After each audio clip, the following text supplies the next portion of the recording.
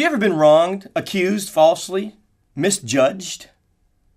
Has anyone ever hurt you? Have you hurt someone? You might say, oh no, I've never hurt anyone. Well, you probably have, and so have I. It's not my intention to go around hurting people, but I'm sure that I have and probably will again, but not intentionally. I don't get up in the morning and say, now how can I hurt so-and-so? I'm sure there might be some people who do that, of course, but friend, as a born-again believer, that's not what we desire to do. That's not our way. It's the exception to the rule, right? It should be. Have you ever been wrong? What do you do when that happens? Well, the Bible says forgive. And Jesus said to Peter, don't even think about not forgiving one time. Matthew chapter 18, verse 22. So he's saying forgive, forgive, forgive. In fact, Jesus said, when you pray, forgive. He said in Matthew chapter 6, when you pray, pray like this, Our Father who art in heaven. You know the Lord's Prayer. So we need to forgive. What helps us to do that? Well, number one, keep your attitude in check.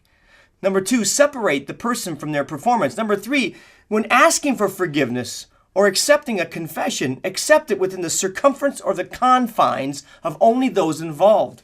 If you've done the wrong, and it's only been in the realm of your thoughts, ask the Lord to forgive you, and don't go to the person that you have had bad thoughts about and say, forgive me for my bad thoughts.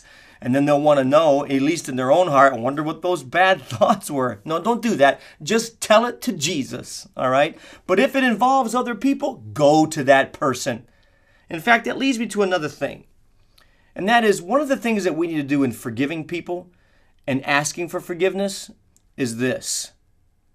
Don't let the sun go down on your wrath. That's what the Bible tells us. In fact, Jesus said it in the Sermon on the Mount.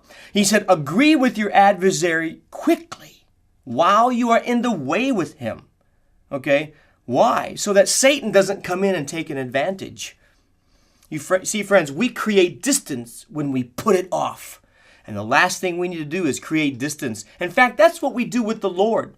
When we don't come to Jesus and ask him for forgiveness, as soon as we know we've wronged him, sinned against him, we create that distance, and the devil loves that. And the more distance that gets between you and God, the more room we make for the devil to get in and accuse us. So I want to tell you this. Don't let the sun go down on your wrath, whether it's with your wife or your husband, your son or your daughter. Agree with your adversary quickly while you're in the way. Don't let any time go by. Don't wait. Because when you do, you create more distance. In fact, when it's between you and God, you create not only distance, but you create a lack of desire to even go to God, because the devil comes in and talks to you. And I know he's talking to some of you. He's probably told you this already. There's no sense going back to church. There's no sense talking to God. I mean, after all, you've stepped over the bounds of grace. I've got news for you. The Bible says where sin abounds, grace does much more abound. Thank you for watching A Certain Sound Daily Video Devotional.